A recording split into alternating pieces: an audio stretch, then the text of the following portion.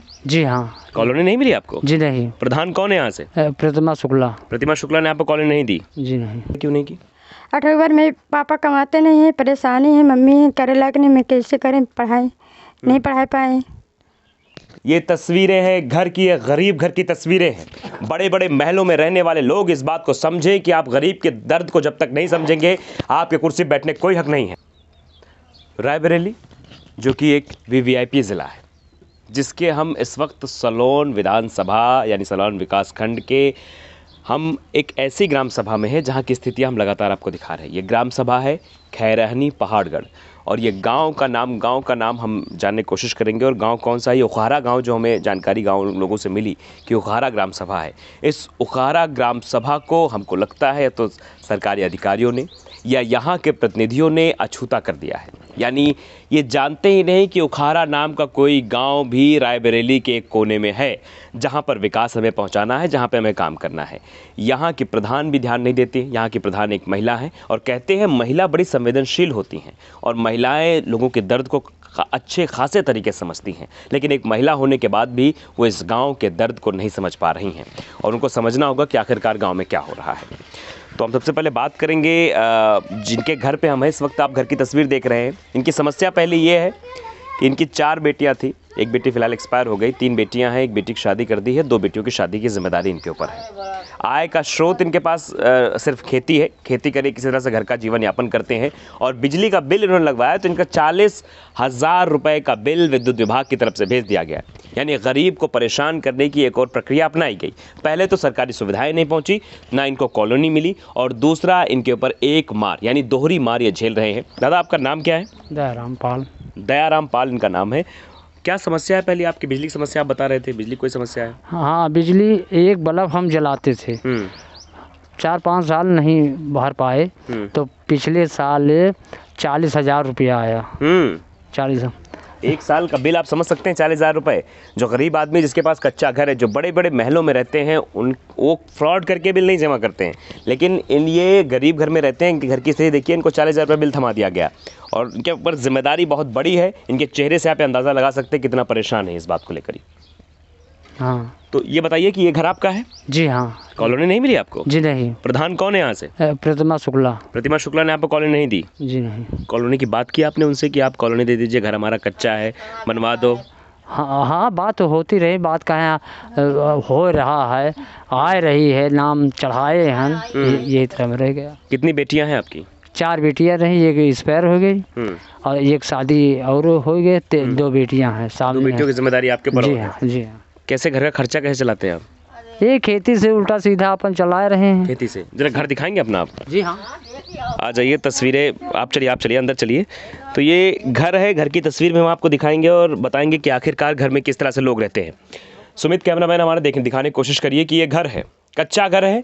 Colony के लिए कई बार कहा गया लेकिन कॉलोनी नहीं मिली है, किसी तरह से घर का जीवन यापन किया जा रहा है। ये तस्वीरें हैं, ये जगह है जहाँ पर इन्होंने जो जानवर उनको खिलाने के लिए चारा यानी भूसा रख रखा है और किसी तरह से अपना घर चला रहे हैं। ये देखिए, व्यवस्थाएं देखिए, और एक गरीब आदमी कैसे व्यवस्थाओं को सुदृढ़ करता है, कैसे सामान को रखता है। बड़े बड़े घरों में आपने देखा होगा स्टोर रूम बनाए जाते हैं, वहाँ पर जो घर का बाकी बचा सामान होता है वहाँ रखा जाता है। यहाँ स्टोर रूम क्या आप देखिए, यहाँ पर स्थितियाँ ऐसी हैं कि यहाँ पर किचन भी है, छोटा सा किचन है। तस्वीरें कैमरामैन सुमित से कहेंगे कि तस्वीरें वो दिखाएं कि किस तरह से यहाँ पर एक किचन बनाया गया है, सब्जी रखा हुआ है और ये ठंडा चूल्हा इस बात की तस्दीक कर रहा है कि अभी खाना नहीं बना है, खाना शाम को बनेगा। और 2 बेटियां हैं जिनकी शादी करनी है। एक पिता की जिम्मेदारी होती है और पिता के जिम्मेदारी के ऊपर बहुत सारी और भी काम होते हैं, और 40,000 का बिल थमा दिया गया। ये बड़ी समस्या है इनके सामने। और भी तस्वीर हम दिखाएंगे, उसके बाद बातचीत करेंगे। आप तस्वीर देखिए, ये इनका आंगन है और ये छप्पर है। छप्पर की स्थिति सुमित से कहेंगे कि ये दिखाएं कि छप्पर की स्थिति कैसी है, कि अगर अब बारिश का महीना आने वाला है, गर्मी है, गर्मी के बाद जुलाई मई के बाद ही बारिश शुरू हो जाती है धीरे धीरे, मई जून जुलाई के आसपास, तो और समस्या इनके पास आएगी। ये समस्या का निजात कैसे करेंगे? आपकी बेटियां क्या, बेटियों को बुलाएंगे, आप उनसे भी बातचीत हो जाए। क्या नाम है बेटा आपका? मालती। आप इनकी बेटी हैं? हाँ, दयाराम की बेटी हूँ। दयाराम की बेटी हैं। क्या समस्या, कितनी पढ़ाई की आपने? 8वां। 8 के बाद पढ़ाई क्यों नहीं की? 8वीं बार मेरे पापा कमाते नहीं हैं, परेशानी है, मम्मी है करे लायक नहीं, मैं कैसे करें पढ़ाई, नहीं पढ़ा पाए। यहाँ से स्कूल कितनी दूर है? यहाँ से पारी 2 किलोमीटर है। 2 किलोमीटर स्कूल पड़ता है। अब देखिए समस्या देखिए, बेटी बचाओ बेटी पढ़ाओ का दावा किया जाता है कि हम बेटियों को पढ़ाएंगे, लेकिन घर की मजबूरी इस बात की गवाही नहीं देती कि बेटियों को पढ़ाया कैसे जाए। एक बाप जो मजबूर है, जिसकी पत्नी काम नहीं कर पाती, बीमार रहती है, और इसलिए कि घर में कोई रहे इसलिए बेटी को पढ़ा नहीं पाता है, और उनकी दूसरी बेटी भी बेटा आपसे बात करें। क्या नाम बेटा आपका? क्रांतिपाल। क्रांतिपाल, आप पढ़ाई कर रही हैं अभी? हाँ पढ़ी हूँ 10वां। 10 तक पढ़ा है आपने? इसके आगे नहीं पढ़ाई की? नहीं इसके आगे। क्यों पढ़ाई नहीं की आपने? इसके आगे मैं बीमार पड़ जाती थी, इसीलिए नहीं पढ़ाई की, मैं मजबूर। देखिए आप, ये तस्वीरें हैं घर की, एक गरीब घर की तस्वीरें हैं। बड़े बड़े महलों में रहने वाले लोग इस बात को समझें कि आप गरीब के दर्द को जब तक नहीं समझेंगे, आपके कुर्सी बैठने कोई हक नहीं है। हम यहाँ के सांसद माननीय सोनिया गांधी से कहना चाहते हैं कि आप क्यों नहीं देख रहे अपने क्षेत्र को। हम यहाँ, क्योंकि ये जो एरिया है, इस संसदीय क्षेत्र सोनिया गांधी के का नहीं, फिलहाल अभी तो राहुल गांधी के पास था, लेकिन राहुल गांधी से अभी स्मृति ईरानी के पास आ गया है। स्मृति ईरानी जी ने बहुत बहुत दावे किए, बड़े बड़े दावे किए कि हम इस अमेठी संसदीय क्षेत्र को एकदम चमका देंगे, लेकिन सूरत अभी भी नहीं बदली है। स्मृति ईरानी जी, इस बात को आपको भी समझना होगा कि आखिरकार सूरत में बदलाव क्यों नहीं हुआ है, क्यों मानसिकता नहीं बदली है।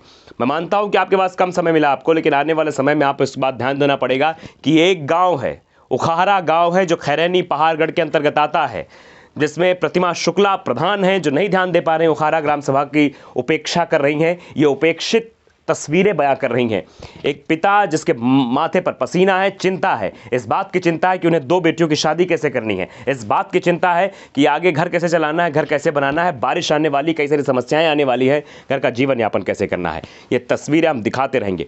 ऊपर से जो विद्युत विभाग की एक कैसे बहुत बड़ी गलती, 40,000 रुपये का बिल जो एक बल्ब जलाता है। ये टीवी नहीं देख पाते बच्चे, शहर के बच्चे टीवी देखते हैं, कार्टून्स देखते हैं, बहुत सारी नॉलेजेबल चीज़ें देखते हैं, न्यूज़ देखते हैं, बहुत सारी चीज़ें, फिल्में देखते हैं, धारावाहिक देखते हैं, लेकिन इन्हें नहीं पता है कि टीवी क्या होती है, इन्हें नहीं पता कि चैनल्स क्या होते हैं, इन्हें नहीं पता कि टीवी का रिमोट क्या होता है। ये गाँव की तस्वीर है। गाँव में, शहर में क्या बदलाव हुआ है, ये तस्वीरें हम आपको दिखाने की कोशिश कर रहे हैं। आप लोग भी देखिए और इसको शेयर करिए और बताइए लोगों से कि आखिरकार क्यों नहीं पहुंच रही है सुविधाएं, क्यों प्रतिनिधियों को इस बात का जरा भी अंदेशा नहीं है कि सिर्फ चुनाव के वक्त ही हम जाएंगे, वोट मांग के वापस आ जाएंगे।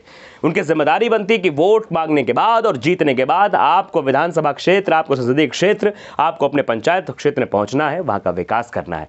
हम तस्वीरें लगातार दिखाते रहेंगे और बताते रहेंगे आखिरकार गाँव की असली हकीकत क्या है।